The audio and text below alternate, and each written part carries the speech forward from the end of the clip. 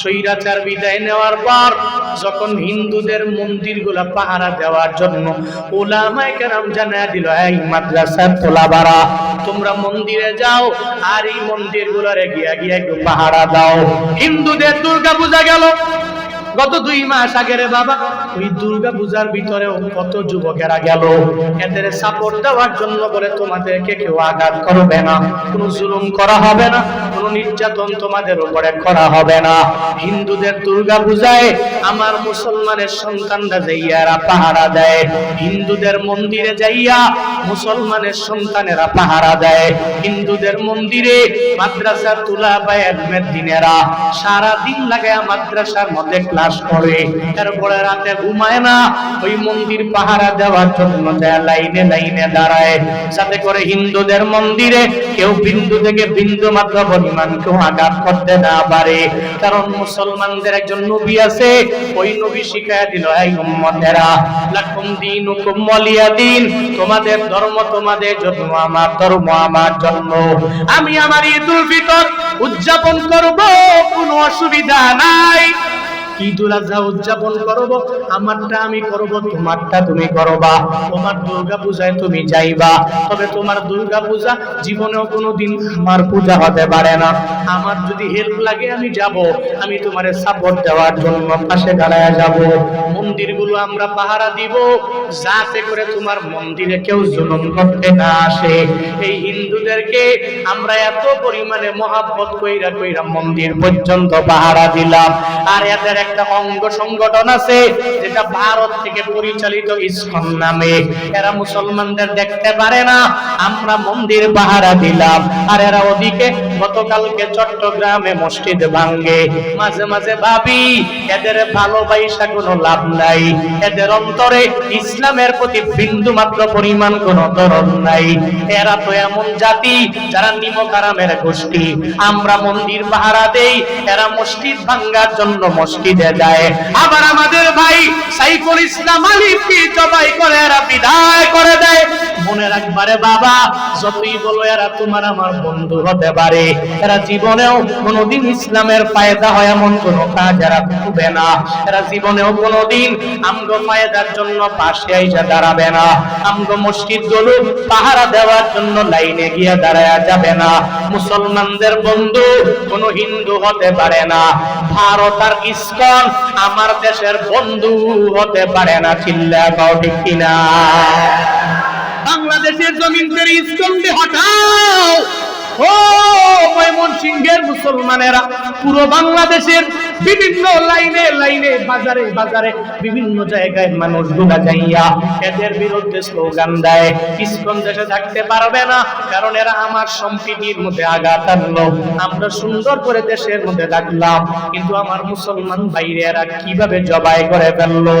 এই মুসলমানেরা, এরপরেও কি তোমার বিন্দু মাত্র পরিমাণ রক্তক্ষরণ হয় না? এরপরেও কি বান্দা তুমি একটু বুঝবা না? তাদের ভিতরে তো বিন্দু মাত্র পরিমাণ আদর্শ নাই। এরা ভালো আদর্শে আদর্শবান হতে পারে নাই।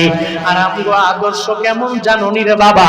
মায়ার নবী জানায়া দিল, হিন্দু তোমার এলাকায় থাকবে তোমার দরবারে নিরাপদ, খ্রিস্টান তোমার এলাকায় থাকবে নিরাপদ, কোন বৌদ্ধ তোমার এলাকায় থাকবে নিরাপদ। এক কথায় আমার ধর্মের মতো শান্তির ধর্ম এই পৃথিবীর কোন জায়গায় হতে পারে না। ঠিক কিনা?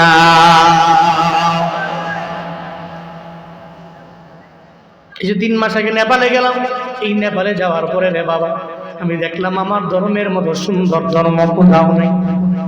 বুঝতে পারি মাঝে মাঝে হিন্দুদের রাজ্যে গেলে, ইন্ডিয়া গেলে, নেপালের মধ্যে গেলে আমার ধর্মের মতো সুন্দর ধর্ম কোথাও খুঁজে পাওয়া যায় না। মুসলমানদের মতো এত সুন্দর আখলাক আচরণ পাওয়া যায় না। এই মুসলমানেরা আমার মদিনা হলো নবীর আদর্শ মাইনা চলিও, সাবধান, জীবনে লাইনচ্যুত হওয়া যাবে না। আল্লাহ পাক বলেন নবীর আদর্শের মাঝেই রয়েছে তোমাদের জন্য উত্তম আদর্শ। ওই উত্তম আদর্শ তুমি গ্রহণ করে বান্দা তুমি আগায়া যাও। কেমন আদর্শ মানবা? নবী রাস্তা দিয়ে কেমনে হাঁটলেন ওখানে ফলো করে নাও। নবী যদি ডান দিক দিয়ে হাঁটেন তো তুমিও নবীরে ফলো করে ডান দিকে হাঁটে যাও। নবীর জিন্দেগিতে যেহেতু মিথ্যা বলেন নাই, নবীর আদর্শ মানতে যাইয়া তুমিও মিথ্যা বলবা না। নবীর আদর্শ এমন পাক আমার মদিনাওয়ালা নবীর আদর্শ এত পরিমাণে সুন্দর। এই সুন্দর আদর্শ দিয়ে তোমার সমাজটারে পরিপূর্ণ গঠন করে নাও। আমগো দেশের ইন ফিউচারে যেই সমস্ত লিডারেরা নেতৃত্ব দিয়ে দিবে আমার দেশে, ওই লিডারেরাও যদি আমার নবীর আদর্শের মালা গলায় লাগায় নেতামি করে, লিড দেয় যদি, আমার দেশটা সোনায় ভরপুর হয়ে যাবে, ঠিক কিনা?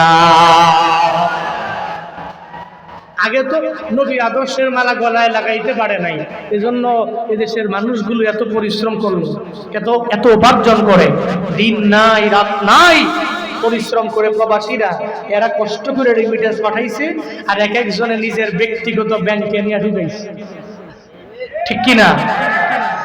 এক একজনের অ্যাকাউন্টে এত পরিমাণে টাকা, পদ্মা ব্রিজ এরকম 40টা করা যাবে, ঠিক কিনা?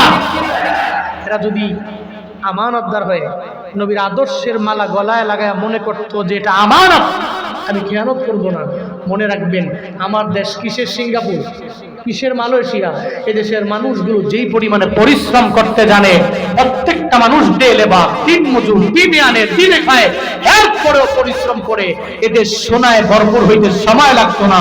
ইন ফিউচারে যে সমস্ত লিডাররা, যে সমস্ত নেতারা, এরাও যদি চিন্তা করে নবীর আদর্শের মালা গলায় লাগায় চললো, তাহলে দেশটাকে সোনায় ভরপুর বানানো সম্ভব, ইম্পসিবল নয়। কিন্তু এরা যদি পূর্বের স্বৈরাচারের মতো এদেরকে ফলো করে অগ্রগামী হয়, ক্ষমতা এতদিন ছিল না, এখন পাইছি, এখন এই ক্ষমতা অপব্যবহার করব। মনে রাখবা, ফেরাউনের ক্ষমতা বেশি দিন নয়, নমরুদের ক্ষমতা বেশি দিন নয়, মুহাম্মদ সাল্লাল্লাহু আলাইহি ওয়াসাল্লামের ক্ষমতা আজও সারা বিশ্বে প্রান্তে প্রান্তে মুসলমানরা ফলো করে।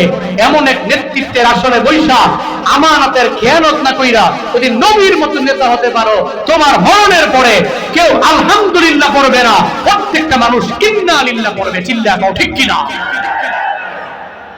মরণের পরে যদি মনে করো মানুষ আমার মরণের পরে ইন্না লিল্লাহ না কই আলহামদুলিল্লাহ পড়ুক, তাহলে যা মন চায় তাই করে।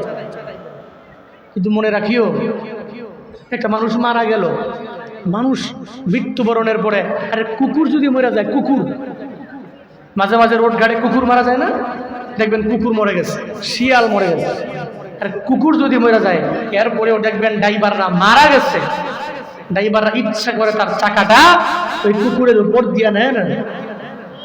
কেন নেয় না? আরে কুকুরটা মরে গেছে, ড্রাইভার দেখলে কয় আরে কুকুরটা মরে গেছে, মানে আফসোস করি, কুকুরের উপর দিয়ে নেয় না, বরং কুকুরের দুই পাশ দিয়া চাকাটা যায়। কিন্তু তুমি আশরাফুল মাখলুক, পৃথিবীর সমস্ত মাখলুকাতের চাইতেও আরো দামি, আরো সম্মানিত হওয়ার পরেও তোমার মরণের পরে মানুষ কয় আলহামদুলিল্লাহ, কুকুর মরছে আফসোস করে, মানুষ মরছে আফসোস করে নাই। ভাবো একটু বালিশের সঙ্গে মাথা লাগায়া, এটা কেমন জীবন, কেমন জীবন এটা? কি লাভ হবে টাকা দিয়া, কি লাভ হবে বাড়ি দিয়া, কি লাভ হবে দামি 5-6টা 8টা গাড়ি দিয়া, কি লাভ হবে যদি আমার মরণের পরে মানুষ আলহামদুলিল্লাহ কয়? আল্লাহ জালেম প্রত্যেকটা ব্যক্তিকে এই বুঝ দান করুন, সকলেই পড়ি আমিন। আরো জোরে পড়ে না আমিন।